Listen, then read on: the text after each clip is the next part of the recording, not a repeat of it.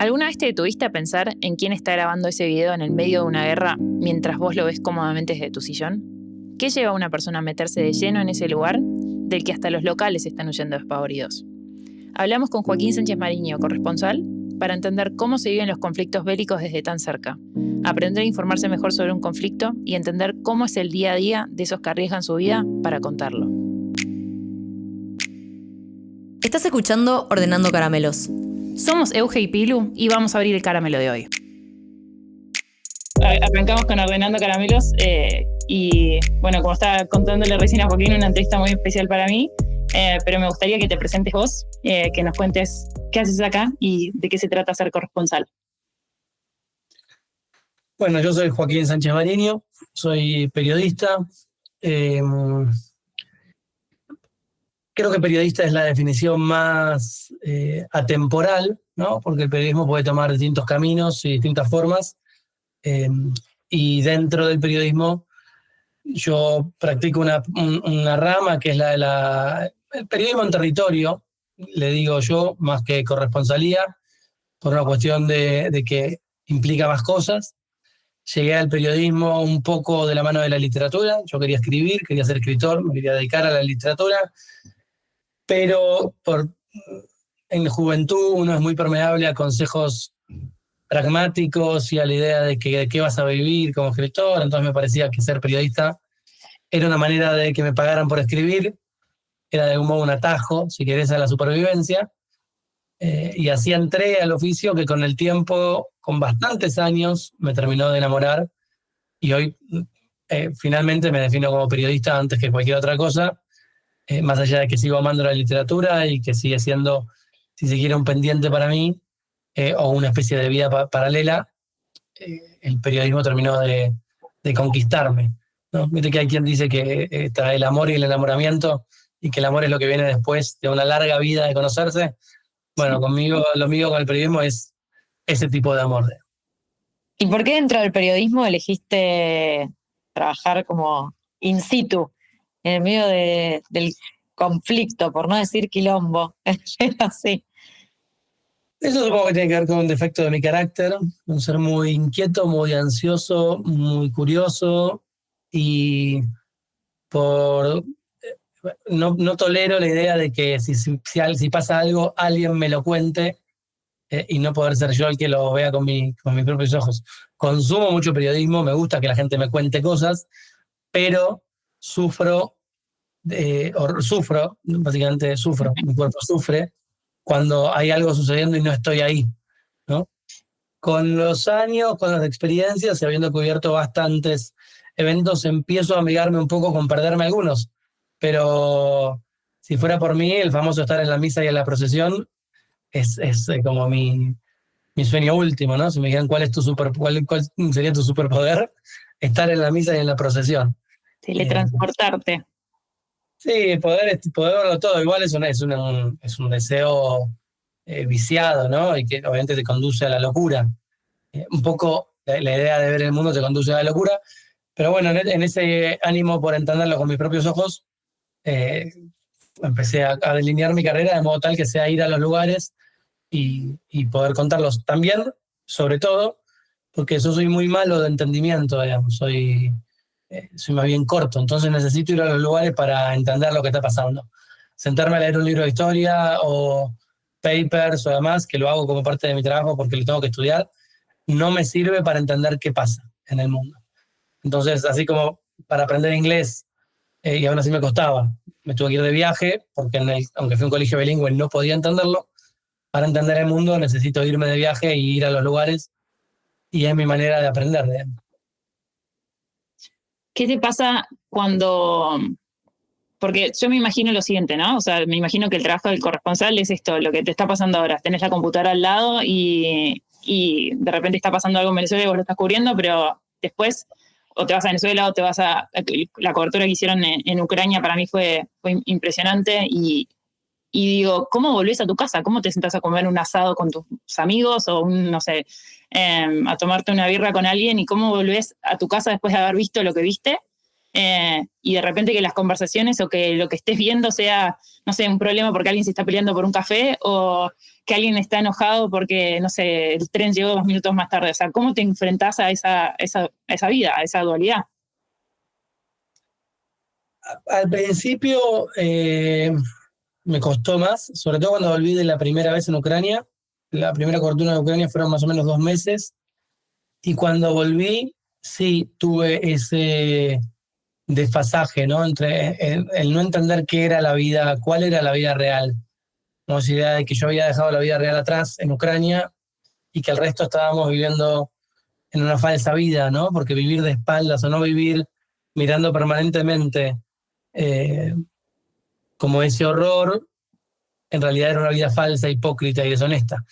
Pero era una manera de pensar producto de que venía muy golpeado y muy tomado por la situación. Me acuerdo que volví y un amigo mío presentaba una película en el Bafisi, un corto, y yo llegué un miércoles, ponele, y el viernes presentaba y fui por uno de mis mejores amigos y acompañarlo.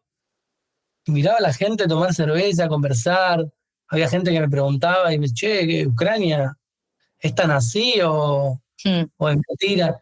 Y yo miraba a la gente y no, como que estaba muy, odiaba a todos. Odiaba el hecho de que alguien estuviera tomando una cerveza o viendo una película o considerando que lo importante en el mundo es el arte. Y me parecían todos unos seres despreciables, egoístas. Obviamente no pienso eso y es una estupidez. Pero hay un momento que uno está tomado por el acontecimiento y se descoloca.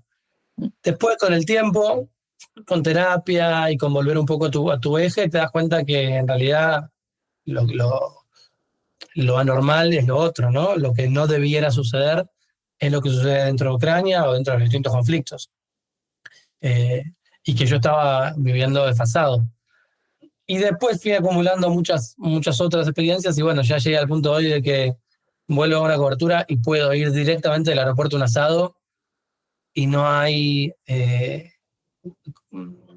como no hay necesidad de aterrizaje, ¿no? Ya se volvió muy me estoy muy entrenado en switchear de a otro. Prendés y apagás una tecla, ¿no? Un Joaquín periodista y un Joaquín civil o un... Sí. No existe, Joaquín civil no existe en realidad. Siempre Joaquín periodista, pero o es siempre Joaquín civil, es uno solo. Pero no tengo problema con estar en una... Si vengo de cubrir un bombardeo y vi cosas horribles, bueno, por ahí algunas cosas son muy, muy fuertes, pero no tengo problema de estar a los 2 días con mis amigos desagotando ese sufrimiento. Claro. Y yo quisiera saber cómo arranca una cobertura. O sea, vos trabajás con un equipo, te llaman, te dicen, vos te elegís activamente ir a un conflicto en particular o te convocan. Depende del caso. Depende del caso. En el caso de Ucrania, por ejemplo, me escribió Bueno, en el caso de Ucrania, la primera vez, yo le escribí, cuando Putin da un discurso diciendo que va a comenzar una campaña militar especial para desnazificar Ucrania. Yo estaba en la provincia de Corrientes haciendo una cobertura y veo eso a las 3 de la mañana. Ya se estaba ahí esperando, especulando a ver qué pasaba. Digo, me despierto a las 7 de la mañana, prendo la tele, cosa que nunca hago, bueno, veo tele, y veo que habían comenzado a bombardear. Entonces yo dije, wow, empezó. Entonces le escribí a mi jefa, yo en esa época era empleado de Infobae, y le dije, quiero ir. Y me respondió, jaja. Y yo no, quiero ir. Yo trabajaba en una sección que era sociedad, no trabajaba en internacional. Yo le digo, quiero ir, realmente quiero ir. Y me dijo, bueno, vamos a ver si mandamos. Medio que no me da mucha bola. Se dan vuelta, empiezan en la redacción, evidentemente empiezan a ver que hay que mandar a alguien. Se ve que no encuentran a nadie quería. Y en medio de esa discusión, mi jefa dice, che, bueno, Joaquín me llamó que quiere ir. Y como era el único que quería, y además estaba muy insistente, dijeron, bueno. Y en ese caso fui para Infobae, digamos, y demás, pero fui yo el que lo propuso. Al año siguiente, cuando se cumplió un año, me llamó Infobae y me dijo, che, yo ya no era más empleado, me dijeron, queremos que vuelvas. Yo dije, ok. voy. En otros casos, en otras coberturas me han pedido de ciertos medios que vaya a cubrir, y en otros me mando por mi cuenta. Equipo nunca. O sea, siempre solo o con alguien, con un compañero, pero no es que hay un equipo, como se trabaja en el primer mundo, básicamente. Lo mío es muy casero. Yo, a lo sumo, yo y un camarógrafo, produciendo y haciendo todo, digamos. Y en general nadie me llama si no soy yo yendo a los lugares o yo llamando para que a ver si a alguien le interesa lo que voy a hacer. ¿Tenés, o sea, dentro de cómo fue tu crianza, era algo que vos te imaginabas? O sea, ¿te imaginabas así? Además, antes habías dicho que te imaginabas más como escritor y más cerca de la literatura, pero digo, ¿te imaginabas que tu vida iba a ser así? ¿Que ibas a poder contar historias de gente que vive momentos muy críticos de su vida? O sea, sea una guerra en Ucrania o lo que está pasando en Venezuela, que es como trastoca la vida constantemente. Yo no lo tenía caracterizado así, o sea, no. Cuando yo era más chico por lo menos, las historias que quería contar tenían todos que ver con la propia experiencia, ¿no? La paradoja de que uno tiene 20 años y cree que tiene muchas cosas para contarle al mundo, y tenés 40 y sentís que yo no tengo nada para contarle al mundo mío, más allá de las historias de los otros. Probablemente sería al revés, ¿no? Uno tiene más cosas para decir cuando tiene experiencia. Pero yo de chico como quería contar mis propias historias, mis propios pesares, no sé, una cosa muy, muy adolescente. Entonces no me imaginaba, como te digo, contando la vida de los otros. Sí me imaginaba o tenía el objetivo de ser corresponsal de guerra. Quería ir a una guerra, quería saber cómo era una guerra, quería experimentarla. Digamos, había una cuestión con experimentarla. ¿Se vive en una guerra? O sea, ves chicos, mujeres, ves a alguien cocinando, ves, porque uno se imagina una guerra y lo puede ver, o puedes ver los videos y todo lo demás, pero hay una humanidad que existe, o sea, la gente se cuenta chistes, o sea, como que yo me imagino como es esta cosa actual de no sé qué va a pasar en 5 minutos y si puede caer una bomba acá, pero también al mismo tiempo nos estamos riendo jugando a las cartas. ¿Pasa eso? Se cuentan muchos chistes y en la guerra hay algo, o sea, hay 2 niveles de la guerra, ¿no? Uno, el estar en un país que está en guerra, que es la vida de la sociedad civil en un país en guerra, y es la gente tratando de tener su vida y de repente suena una alarma o algo y la vida se modifica, pero tratan de tener una vida cotidiana, cocinan, están en familia, están con sus hijos, tratan de que vayan a la escuela o que sigan. Depende del nivel, ¿no? Y cuán expandida el territorio esté. Ucrania tuvo distintos niveles de eso. Gaza, obviamente, era inevitable, digamos, ineludible la guerra, estaba presente en todo el territorio. Depende un poco del tipo de la guerra. Después está el otro nivel, que es el nivel del frente, cómo viven los militares o los soldados que están haciendo la guerra. Y ahí hay muchísimo humor y hay muchísima necesidad de pasar el tiempo, ¿no? De entretenerse. Porque hay mucha espera en la guerra.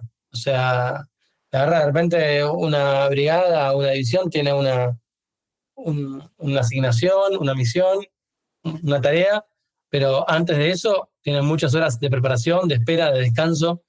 Entonces la espera en la guerra es de las cosas más inquietantes, porque es mucha. O sea, yo digo, la guerra siempre es esperar y correr, ¿no? Puedes estar esperando 10 horas. Sí. Parado en un lugar a que te venga alguien a autorizarte a entrar a un lugar y cuando viene te dice corre. O sea, estuviste 15 horas esperando y después tenés que ir corriendo y decir, che, ¿para qué me haces correr si estoy hace 15 horas? Bueno, es esperar y correr. La guerra, así como de repente es estar en un lugar, no pasa nada, sacar un bombardeo, tenés que correr de vuelta. Entonces hay jugar a las cartas, hacer chistes, tratar de divertirse, levantar la moral, incluso estando en una trinchera o en un refugio subterráneo, mientras están cayendo las bombas, están jugando las cartas. Claro. Y tratando de que pase el tiempo, ¿no? Lo más posible. Tratando de distraerse para no estar solo pensando a ver si la próxima te cae encima. Claro. ¿Y te pasó de estar en alguna situación en la que dijiste en esta, no sé si la cuento, o realmente sentiste mucho miedo? Sí, varias veces. Miedo muchísimas veces y mucho. Están en situaciones de estar, como les decía antes, esperando o cubriendo, por ejemplo, una posta de artillería en el frente en Bakhmut, en el frente del Donbass, en Ucrania y haber hecho mis entrevistas, haber hecho mis fotos, mis videos y decir, ok, yo ya estoy para irme, y que me digan, no, todavía no podés porque nosotros te decimos cuándo te vas, y por ahí tenés que quedarte 2 horas más en el frente, porque una cuestión de logística, uno cuando entra a un frente militar, uno no es dueño de sus movimientos, no es que yo entro con mi auto y me voy con mi auto. No, Entras con ellos, sales con ellos, entonces estás un poco a merced y el trato es entrar, pero te vas cuando te decimos. Entonces, ahí sí hubo muchas horas de espera, de decir, che, yo ya estoy, yo me quiero ir de acá, ya fue suficiente, que se escuchen los bombardeos alrededor, estar muy inquieto y que ellos estén muy acostumbrados. Eso lo viví varias veces y tuve mucho miedo. Y después de estar en riesgo en concreto, sí, en alguna de esas situaciones, porque estábamos en zonas muy complicadas, efectivamente, y después en otras sin darme cuenta, ¿no? De repente sucede algo y empiezan a caer bombardeos alrededor, o te volviste un blanco por algún motivo, y bueno, y sí, hubo un par de veces que fueron bastante delicadas, ¿no? ¿Cuántos conflictos armados hay hoy en día y cuántos crees que son los más llamativos o los que se escuchan? O sea, en números. A ver, si querés decir los nombres, genial, pero en números, porque siento que debe haber miles que no conocemos y pocos los que toman notoriedad pública. Sí, hay, obviamente que los focos de conflicto se van prendiendo y apagando, pero hay cerca de 60 conflictos armados en el mundo hoy, armados como tales, sea guerra convencional, guerra civil, o conflictos entre mafias, entre clanes, narcos. Son cerca de 60 en el mundo, pero seguramente hay más que desconocemos, ¿no? Los principales, si querés, los conflictos protagonistas son Ucrania-Rusia, obviamente, un conflicto abierto, una guerra convencional. El frente de Medio Oriente, Israel, Gaza, ahora está ahí un poco más acabado, sigue encendido. Israel, Líbano, Hezbollah, está en una especie de tregua, pero sigue encendido. En Siria, ahí están luchando con el Estado Islámico en algunas zonas de Siria, que está Estados Unidos peleando con el Estado Islámico y Turquía. En el norte está peleando los rebeldes que apoyan a Turquía con los kurdos. Bueno, son varios conflictos dentro de Siria de por sí.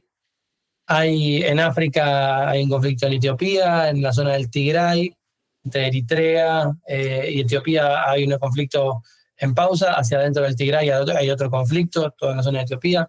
En Somalia hay un conflicto interno entre Al-Shabaab, que es una organización terrorista islámica, y el gobierno de Somalia.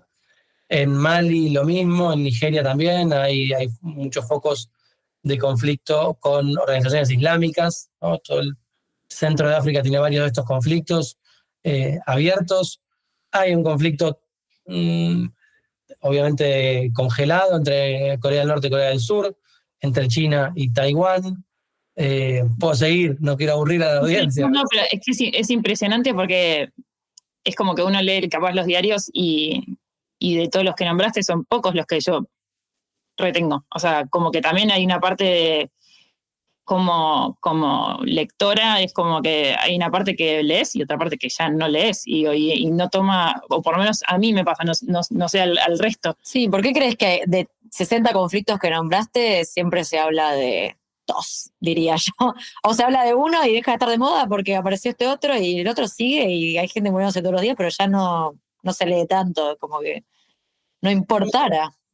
Me lo pregunto, no tengo la respuesta porque he ensayado muchas tesis. Me olvidé también del conflicto de Sudán, que es uno de los conflictos más grandes y más importantes actualmente. Cuando hablo de conflicto digo guerra, porque después hay otros miles de conflictos que también son sociales, como la migración y demás, pero en Sudán están en una guerra civil abierta que ya lleva 11 millones de desplazados y, por ejemplo, nadie habla de Sudán.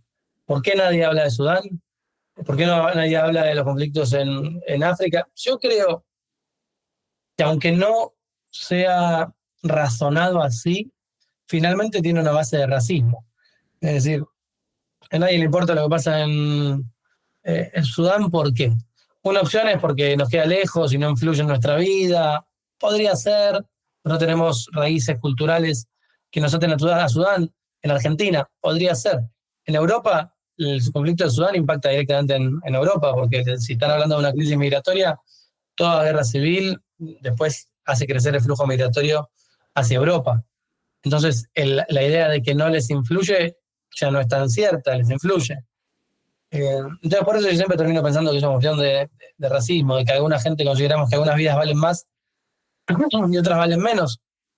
O el factor económico, la influencia geopolítica, ¿no? Israel es un actor protagonista y entonces lo que pasa en Israel es más, no sé, tiene más público, tiene más, no lo sé. La verdad, he ensayado muchas tesis y no llego a la final. También creo que hay algo de que la gente se cansa, ¿no? La atención de la gente se acostumbra. Cuando pasó lo de Ucrania, era una película de superacción, la gente estaba adicta, yo lo sé porque yo estaba publicando cosas y veía la reacción.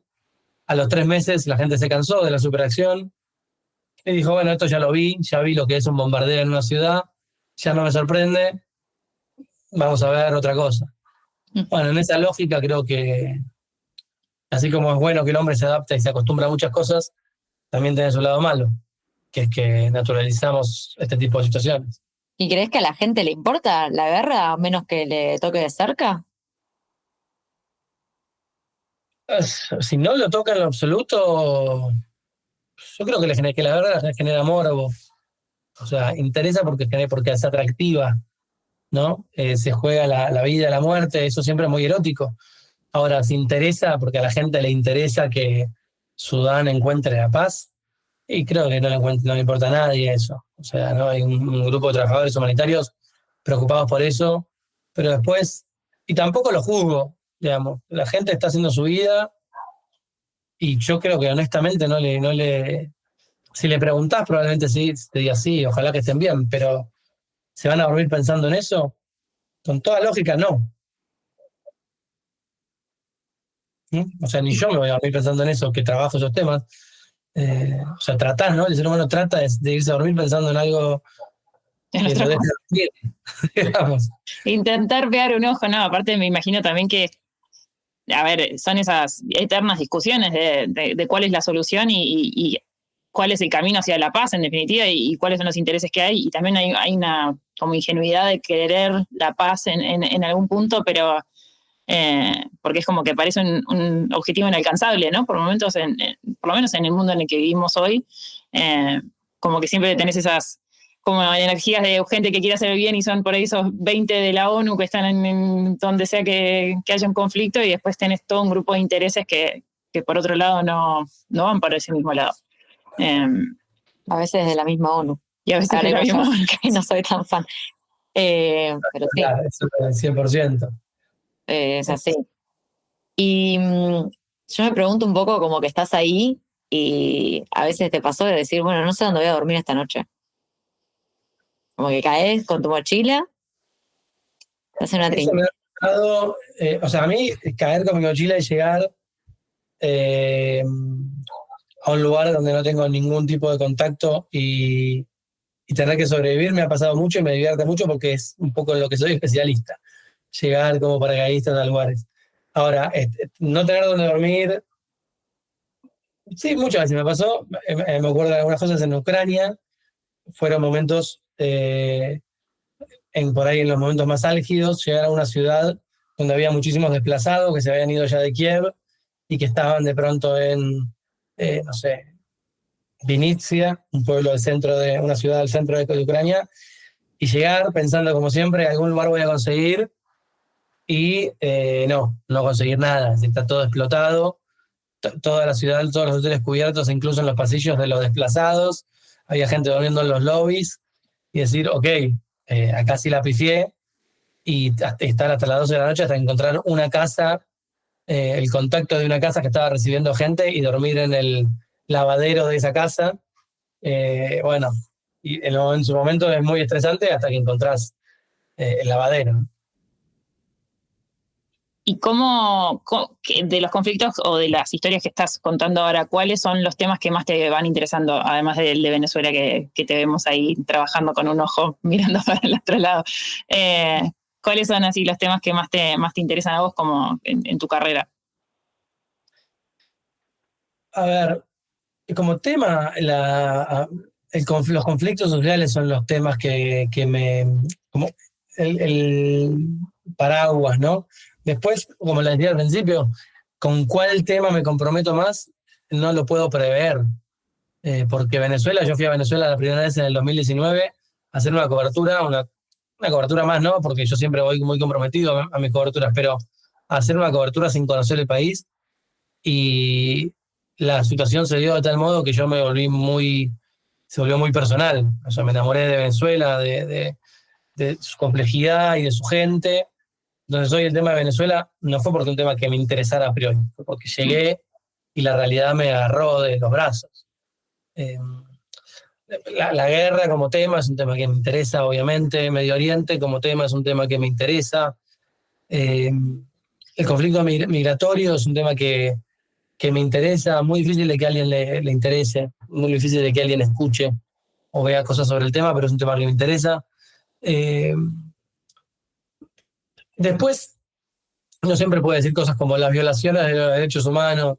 Sí, son temáticas que sigo, pero a mí no me interesan las cosas desde la declamación, desde los títulos, sino cuando me encuentro con una historia que me conmueve.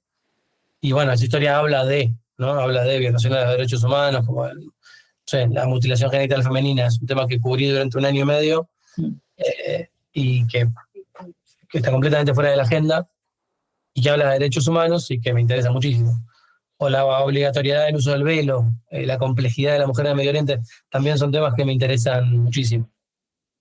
¿Crees que hay un bueno y un malo en los conflictos bélicos? O a veces pareciera que, dependiendo de lo que uno lee o lo que eligen los medios contar, hay una parte buena o una mala. ¿Te pasó de tener una idea formada, llegar ahí y decir, wow, no es tan así? O empatizar un poco con ambas partes. ¿Cómo se vive esa dualidad cuando estás ahí, no?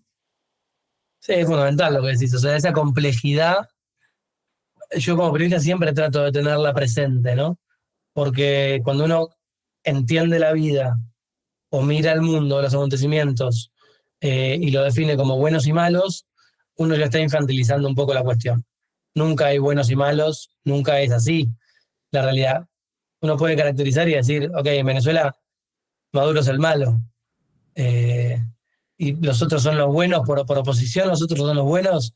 A veces hay un malo sin necesariamente que del otro lado esté un bueno.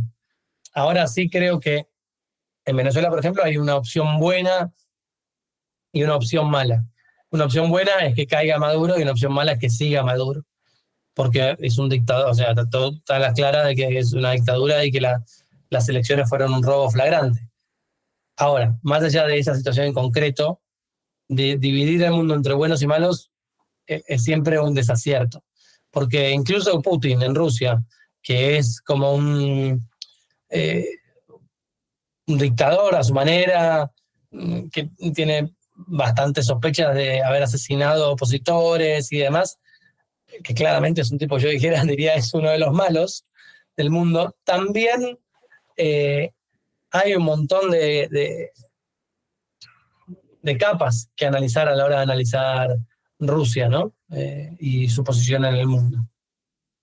Sí, totalmente. No, y yo siempre pienso, detrás de ese conflicto hay personas también, y personas civiles en ambos países, y pareciera que cuando uno demoniza una de las dos partes, cualquiera sea, pues se olvida de que detrás de eso hay gente que nada tiene que ver con el conflicto y que nació en el lugar donde nació, como todos, y nadie elige dónde nace.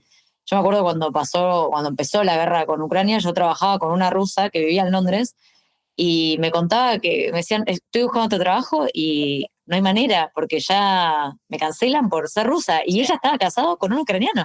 Me dice, mi esposo es ucraniano y, o sea, imagínate lo lejos que estoy yo de estar en conflicto con Ucrania, pero ya por tener un nombre, apellido ruso y pasaporte, ya es como que, viste, estaba cancelada. Eso ya, sí, claro que hay muchísimos civiles que nada que ver. De hecho, a mí me genera mucha inquietud el conflicto de Ucrania, porque de repente uno hablaba con ucranianos, al día de hoy pasa, y te dicen, no, todos los rusos son malos, todos los rusos son orcos, porque si no bajan a Putin es que son todos, claro, la frase era, y yo le decía, pero ¿sos consciente que hay gente en Rusia protestando contra la guerra de Ucrania? No, si son rusos son malos, porque no están haciendo nada. Le decís, no, se los están matando, los están metiendo presos por protestar, esos son malos también. bueno, opera una esencialización, ¿no? Como en tanto sos ruso, la esencia del ruso es mala, que de hecho dejaron de leer a los autores rusos, cancelaron la literatura rusa, que es la literatura más importante del mundo. Sí, se vuelve muy absurdo. Y además, también hay algo que es una segunda capa de complejidad, que es a veces incluso los malos, incluso los que están en el gobierno, no digamos Putin, pero mucha gente que está en el gobierno, muchas veces actúa pensando que están actuando bien, ¿no? Hay mucho hijo de puta pensando que está haciendo las cosas bien, que está actuando por el bien del otro. En muchos casos estoy seguro que Putin debe pensar que está haciendo el bien para el mundo, para contrarrestar el imperialismo. No lo sé, yo no estoy de acuerdo con él, pero estoy seguro que debe pensar en algún momento que hace el bien. Yo no lo imagino pensando, ahora voy a hacer el mal y soy un archienemigo como la película de Disney. No, son gente que se convence a sí misma de estar haciendo lo correcto.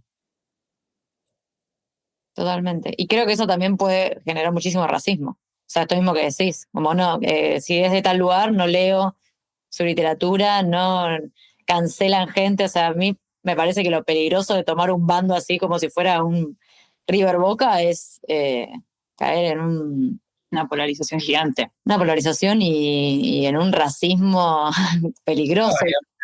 Más grave todavía, porque la gravedad de eso es que no solo que vos adoptás ese cuadro, esa camiseta, sino que empezás a exigirle al otro que también adopte una camiseta, ¿no? Hay muy poca tolerancia con el que ve el mundo un poco más complejo. No es que la gente te dice, qué bueno, vos analizás más cuestiones, no, te dice nada, sos un tibio o sos de los otros, ¿no? Y hay mucho miedo también. Es como el miedo también va separando y es como que la gente al no dar doble clic sobre ningún tema no se informa, al no informarse se separa más de la situación y genera un monstruo muchísimo más grande en vez de capaz de decir esto que estabas mencionando recién, todos los rusos son malos. No, o sea, no es así y es darle un doble clic sobre eso constantemente, sobre todo, no solamente sobre un conflicto, sino sobre cualquier incluso noticia que hoy leemos en cualquier diario. O sea, hoy está como muy... es muy complejo hoy leer un diario sin tomar partidos, como que ya lees los títulos y es como, ok, tengo que estar de este lado. Leo otra cosa, tengo que estar de otro lado. Es como, hay una polarización constante que se busca. Toda la información matiza la verdad, ¿no? Como mientras más lees, más sofisticado es el tema. ¿Viste esos videos que uno va haciendo zoom y en la imagen de un arbolito va a zoom y se ve un autito arriba del árbol y hace zoom y adentro del auto hay un hombre y adentro del ojo del hombre hay un avión y adentro del avión hay, bueno, ese juego que lo describí muy mal, pero para mí un poco es eso, ¿no? Siempre hay algo más si uno hace doble clic o pinchea. ¿Cómo te cuesta cerrar las historias? O sea, cuando te encariñas con una historia, porque me imagino que te encariñas. ¿Cómo las cerrás? Bueno, hay veces que sigo la historia adrede porque quiero hacer como follow-up, por decirlo de algún modo, y no soltarla, y hay otras que, bueno, pensando en la próxima, la manera de soltar una historia es pensando en la que viene. O sea, sí, bueno, Venezuela empecé en el 2019 y sigo prendido, pero porque la historia me lo demanda, digamos. Pero bueno, Ucrania, por ejemplo, durante 2 años y pico estuve como permanentemente, y ahora la tuve que soltar un poco para cubrir primero Medio Oriente, ahora solté un poco Medio Oriente para cubrir Venezuela, y así con las historias humanas también es como una liana, ¿no? Uno suelta la anterior cuando ya tiene la próxima. ¿Y qué viene? ¿Cuál es la próxima? Además de lo que estamos viendo. Sí, todavía no solté Venezuela porque bueno, también uno tiene que estar abierto a que haya próxima, ¿no? Yo todavía no quiero sacar la mirada de Venezuela porque en este momento estoy en el centro de la historia sufriendo por no estar ahí, básicamente. Pero también hay algo de que el acontecimiento, ¿no? Mañana empieza una guerra en Brasil y bueno, la historia de la guerra en Brasil. Sí. ¿Te pasa que hay temas que que quizás no estás abordando porque no están dentro de la agenda?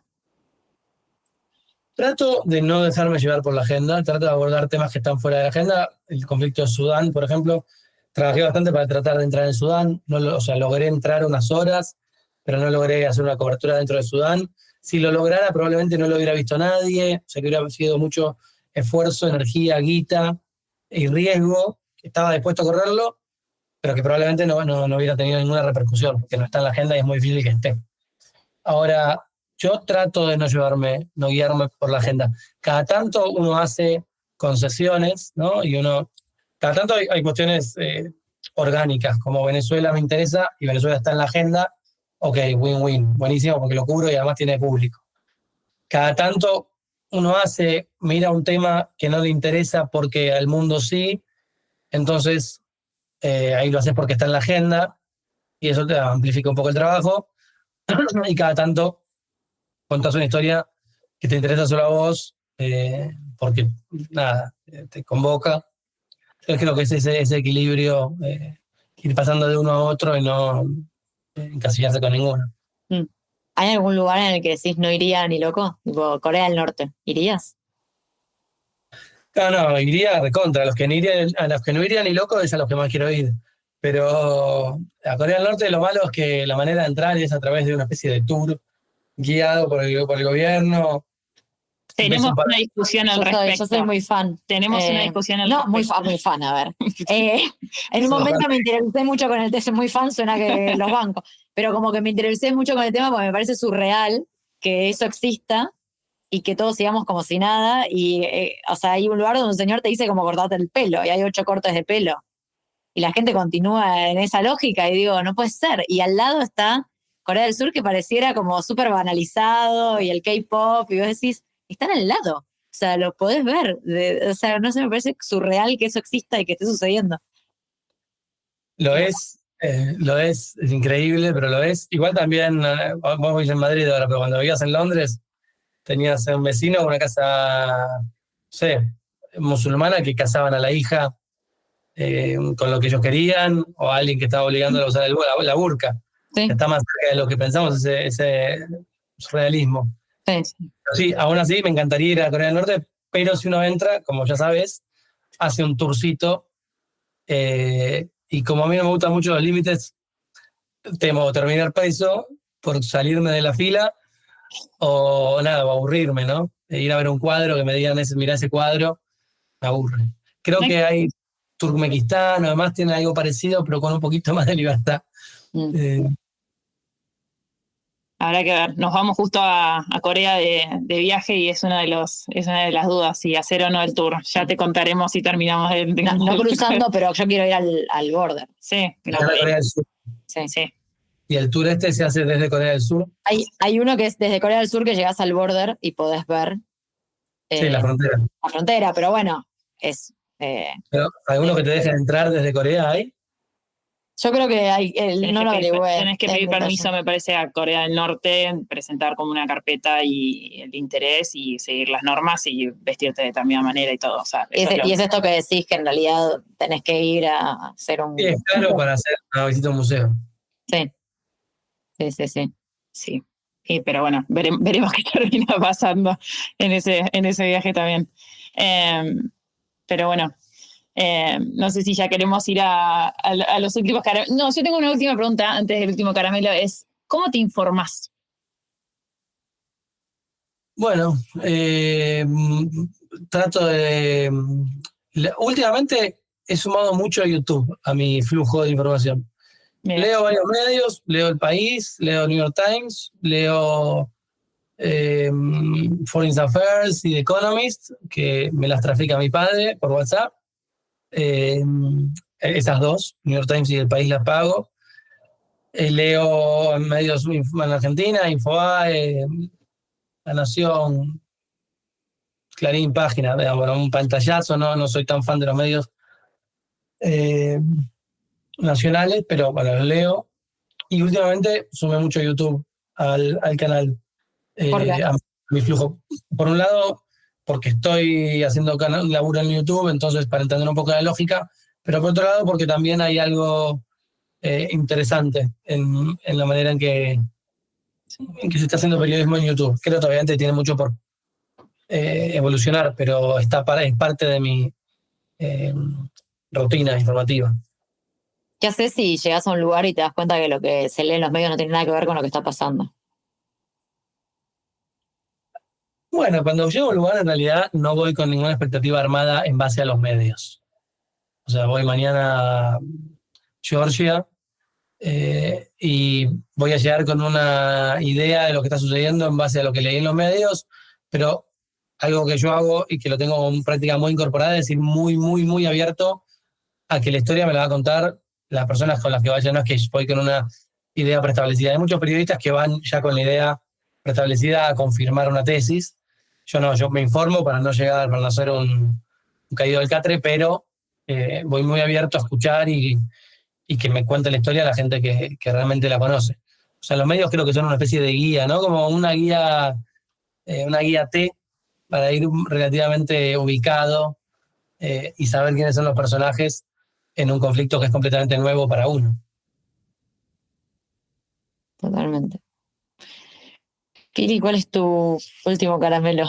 Estás muy pensante. No, me quedé pensando justo me quedé pensando en lo que estabas contando recién, que es, me lo imaginé como cuando una amiga te cuenta algo, que es como te quedas solamente con esa visión, pero vos acá lo que haces es recolectar historias de muchas personas, no solamente lo que te cuenta una amiga sobre un determinado conflicto, sino que te quedas como con todo, pues si no es como que también se pierde la magnitud de lo que está pasando en ese conflicto también, si nos quedamos solamente con las historias de las personas, porque por ahí yo te puedo contar, no sé, que me lastimé la rodilla y es lo peor que me está pasando en la vida y es la crisis más grande que voy a tener en mis 30 años, y por ahí Euge te cuenta algo distinto. Entonces ahí también me parece que debe ser muy fino tu laburo como para identificar eso y darle la dimensión correcta, ¿no?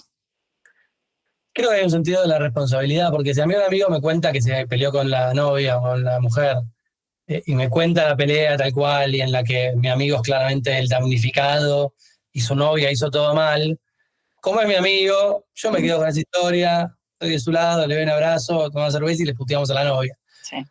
Ahora, ok, no hay daño, si se quiere, porque es una cosa privada. Ahora, si yo con eso que me cuenta voy a salir a contarlo y tengo que contarle al mundo qué fue lo que pasó entre mi amigo y su novia, yo no me puedo quedar con lo que me cuenta mi amigo, porque está claro que es una visión de uno solo. Entonces tengo que ir a hablar con la novia y que me cuente y tratar de entenderlo y contar algo que sea justo y se ajuste a la verdad.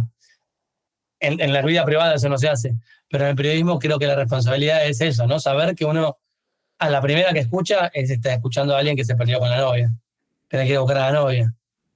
Bueno, y ahí te hago doble clic en esa pregunta, que es los sesgos, ¿no? Porque vos capaz vas a hablar con alguien que por ahí vos ya tenés una imagen preestablecida y es luchar un poco contra uno mismo. No sé si te pasa o si intentás ir mucho más abierto, porque por ahí vas a entrevistar a alguien que ya sabes que no estás de acuerdo políticamente, que lo investigaste y posiblemente, no sé, no pienses igual. ¿Cómo se hace en ese momento como para dejar como los prejuicios, los sesgos de lado y entrar a esa entrevista un poco más abierto? Trabajo, o sea, no sé si trabajo, creo que es una especie de característica de mi carácter, que realmente no soy muy abierto a escuchar al otro. O sea, tengo un amigo, Juan Carr, que me dice, vos siempre estás del lado de la persona con la que estás hablando.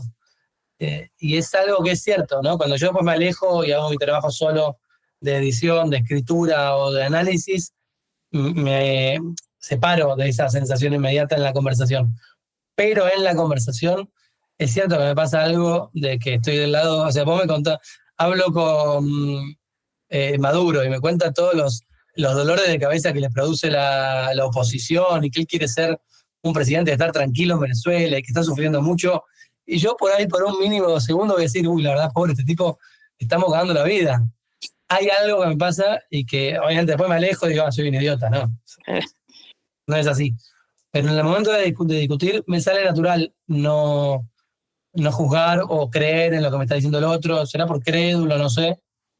Pero no tengo tanto problema para luchar con mi sesgo porque me llevo muy bien con equivocarme, con cambiar de idea.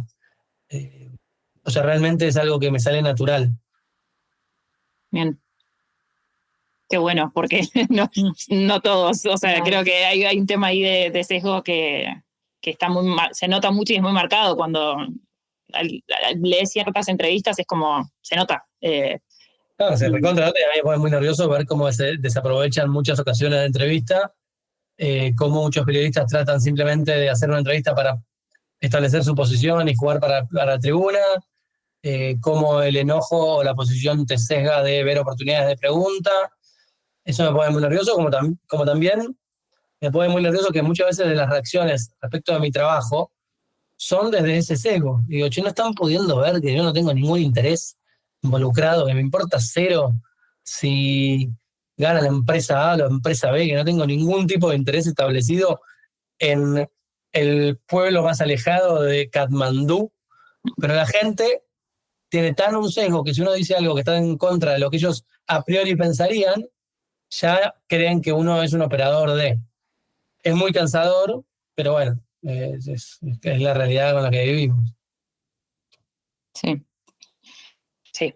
Yo creo que mi último caramelo con esto es un poco tratar de sentarse a pensar antes de opinar muy livianamente de cosas que son conflictos súper complejos y que a veces históricos.